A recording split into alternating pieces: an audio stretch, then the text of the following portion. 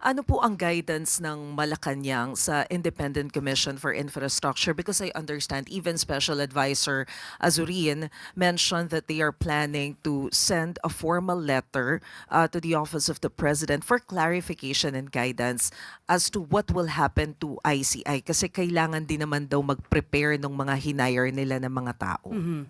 Sa ngayon, wala pong anumang panag-uutos pa ang Pangulo kundi ipagpatuloy pa rin ang kanilang mandato, ipagpatuloy pa rin ang kanilang pag-iimbestiga at maging fact-finding committee pa rin po sila.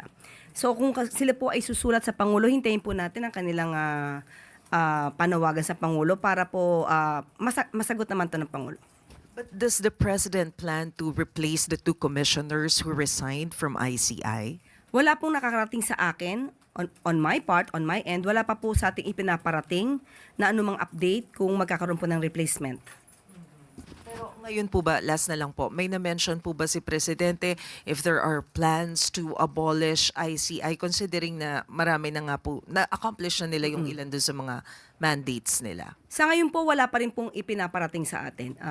Siguro po kapag nakapagbigay na po ng letter si General Azurin at nasagot po ng Pangulo po, bibigyan ko po kayo ng update.